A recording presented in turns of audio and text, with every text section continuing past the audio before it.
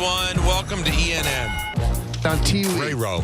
Brought to you by our friends over at Security Dodge. Go see Michelle Scalisian. Come get some. Yeah. Let's start off this second ever 4:30 ENN by saying good evening to Michael. I can't even get out of bed these days. Here, put your foot in mud and then rub it on my mouth. So, clean day. Yeah, I suppose so. And to Don. Don't talk over me. Another clean day. And to Don. You know it's what? dangerous. I'll go off the deep end. You don't care. You want me to go off the deep end. And to myself. Peter, Patrick Mahomes. By the way, there's some life there. There's some life. Maybe just a solo. Patrick Mahomes. But isn't that Brazilian Jackie Mason? That's my Brazilian Jackie Mason. Yeah. Well, I was just my Brazilian voice. To Mike Lupica. Shut up and listen.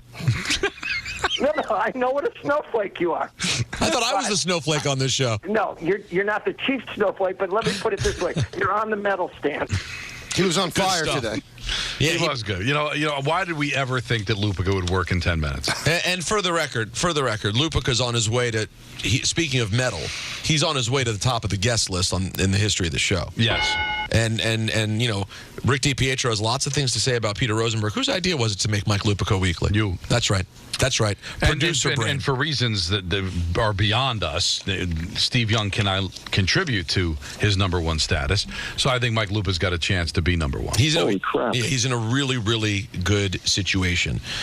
We've already spent a lot of time, so we won't spend a lot of time here on ENN on Clay Holmes, but we didn't hear from Clay Holmes. He was asked, what went wrong with that horrible blown save last night? I mean, just gotta go back to your cues and, works for you and what gets you back on track. And, sometimes, like tonight, I was just, the delivery wasn't really there, and I was having to, just try to make a pitch one pitch at a time. I tried there with the sinker a couple times, and the command with it was gone, and it seemed like the slider was, probably the best command there, and went with it and just left it up there.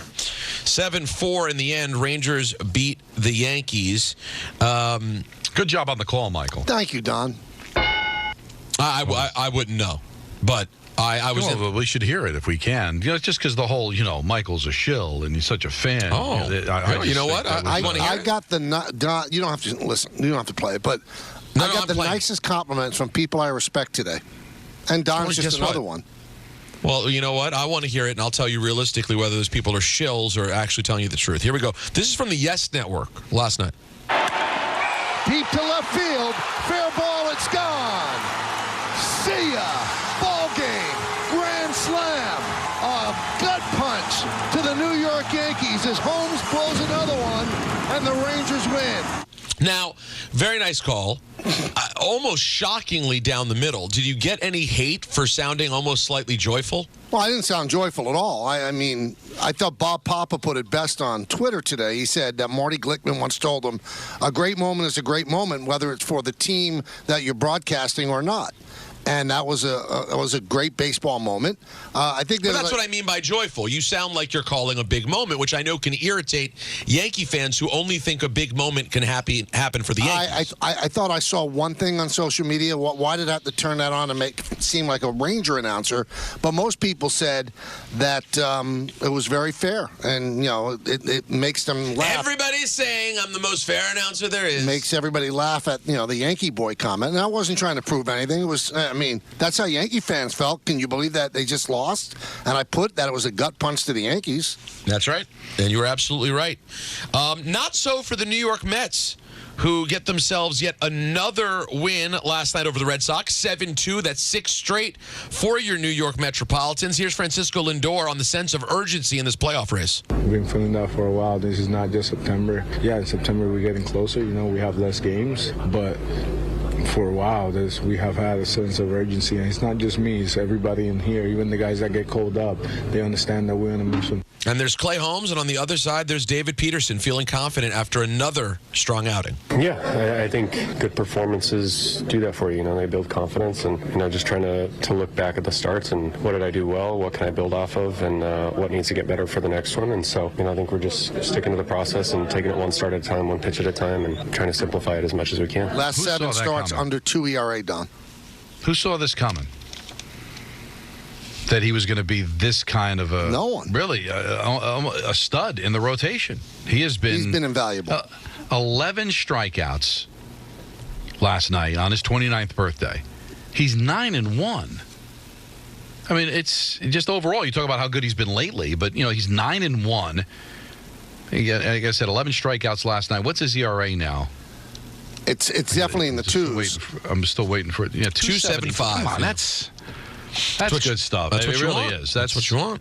And everybody's going to keep going back to they don't have their ace, and that's true. Senga hasn't pitched, but that that one game. But if he had pitched the whole year, would he be 9-1? I don't know. Name a famous Peterson, fictional or real, besides Rick David Peterson. Pitching coach. Jock Peterson. Oh, but different spelling. Isn't Jock Peterson spelled P-E-D? With a D. I think it's a D. Yeah. I was thinking. What came to my head? What? Norm Peterson. Okay. And also Mr. Peterson. Ferris Bueller's Day Off. Wow. Thank you. Let's dig into this hard knock I don't think story. that happens at 6. No. No, he's checked out by then. What do you mean? Nothing. What is it? I'm sorry. That wasn't meant to be my out-loud voice. I tell you, you've been like the role of Rick DiPietro has been played by Michael. What happened? I don't know. What's going on? What are you going after me for? I'm feeling things. I don't know. I just am. What? I don't know what I do. What did I do? Nothing. I love you. It doesn't feel that way. When you went to Germany, I felt betrayed. You felt betrayed. Interesting. Let's get into this hard knock story. Let's do it because it annoys me. I was going to say, is it even on? Did you guys hit this on Friday at all, or no? You hadn't seen it yet, right? No, I haven't been out yet. Oh, it's this Thursday. It's this week's episode. Sorry. So, on Hard Knocks training camp with the Chicago Bears, the Giants general manager Joe Schoen made a cameo. Cameras caught Schoen chatting it up with the Bears GM during Sunday's game between Clemson and Georgia. Schoen was in attendance on a scouting trip. Let's hear and see if it makes sense. This is the audio of Joe Schoen and Poles having a conversation. It'd be nice to not be looking at the quarterbacks, yeah. Shane's quote was... Hopefully it stays that way for a long time. Shane's quote to the GM of the Bears, who of course just got Caleb Williams, was, must be nice to not be looking at... And the Bears GM, Ryan Poles, jumps in and goes, quarterbacks, huh? And they chuckle, obviously implying that Schoen is kind of tired of having to worry about looking at quarterbacks. So can I say this, Peter? I'm kind of tired of Joe Schoen. Go ahead. I mean, I like the guy, but I don't think he distinguished himself on the Giants version of Hard Knocks. Shut up about your quarterback. You have a quarterback. Don't talk about another woman when you're married. Stop it. That stuff shouldn't be put on camera, on tape. You're trying to get Daniel Jones to have a good season, and all you've done is tell him, we're looking around, man. We don't like you that much. Well, again, were you worried about feelings? Michael, I think the contract itself tells you that they're not completely okay, but in love. he's like kind of spitting in the eye of the quarterback. Stop. Yeah, and you do, and here's the thing, Don. I know you want your quarterback to be strong. And Daniel Jones has shown that from a mental standpoint, he is pretty strong. He is. I mean, he's shown that. He has been in a tough market for a while now. He's never buckled. But going into a major season, you don't want yet another story with doubt as you're about to start. I mean, the Joe season. Schoen never shuts up. It's fun. He wasn't aware. Was he not aware? Well, you know what? Was Saquon Barkley aware? Yeah. I mean, you're supposed to always know when somebody's on Hard Knocks, and anything you say, be smarter, Joe. Stop trashing your quarterback. No, I don't think he's doing it intentionally, but I just think the world knew that they were looking for a quarterback. Francis Tiafoe, as Mike Lupica said earlier, big win last night at Arthur Ashe. I think his name is Frank Tiafoe. Frank Tiafoe, Frankie Tiafoe, as he's called by Michael. It now will play in an All-American semifinal against Taylor Fritz tomorrow. Here's Tiafoe on possibly being the first U.S. man to reach a major final since 2009. Yeah, me, Taylor, Tommy, Riley, we've spoken about it for years. This is the group. This is the group, and we openly speak about it. We've all been knocking on the door. Taylor's been in and out of top 10, top 15, myself. I was top 10 this time last year. Tommy's knocking on the door. Quarter's playing great. Ben, it's only a matter of time. You put yourself in positions it's only a matter of time. And the game is open. It's not like it once was where, you make a quarterfinal, you play Rafa, and it's like you're looking at flights. Now it's that's just the reality. Now it's just totally different. And no one's unbeatable, especially later in the season where, guys are maybe a little bit get cooked. It's not as fresh, and they're vulnerable. So yeah, it's pretty exciting. First time since '09, and yeah, hopefully it's me. Listen, it is a. If you didn't understand what he said there, he said in the past, you find out that you're playing Rafa or Roger, and you might as well just book your ticket to fly home. Right. Maybe this case, not that. Carlos Alcaraz, of course, is out, but. Later on tonight, we will find out whether Medvedev or Sinner moves on as well. So, watch out, I'd say, for Francis Tiafoe. Whoever, if he gets past Taylor Fritz, whoever he sees in the final is going to be a beast. And lastly, guys, did either of you guys see the weird Commander story moving around today? No. You see this? No. Michael? No, I didn't.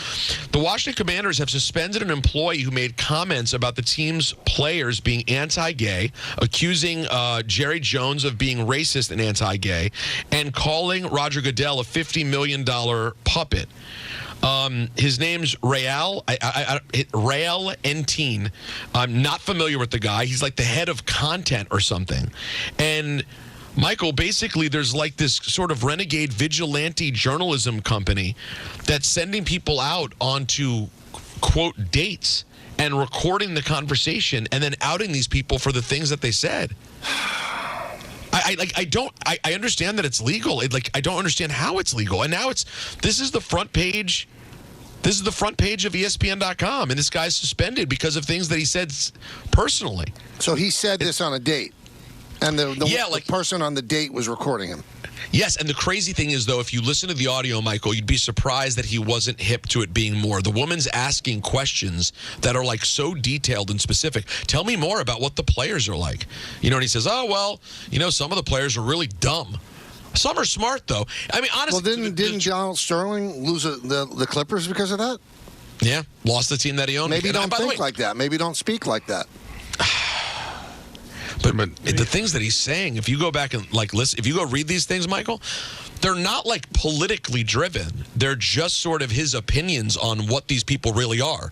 It's an odd thing. Now, so far the Commanders have only suspended, not fired him, but just a weird story. That'll do it for ENN. Your 4:30 edition for the second time ever on this Wednesday, brought to you by Security Dodge. Shop 24/7 at securitydodge.com during their Ram Power Days event. Now, when we come back, I've got something that is going to absolutely infuriate Peter Rosenberg. How do you know? Oh, I know you. You're a friend and you're a colleague, and I know what buttons to push on you. This is a button that is waiting to be pushed. And I'm going to push it gloriously when we come back. I won't even look around. What do you mean, to see what it could be, to see if it's something I could find out there. Oh, so you want to be surprised with my blind side? Yeah, that's right. If you think you know me so well, and you're gonna wind me up like a little toy monkey with the cymbals, and I'm gonna start smashing together. I'm ready for it. I could actually see you doing that. Thank you. Yeah. Anyway, we're gonna come back. I'll push Peter's button next, right here on Yes and 880 ESPN.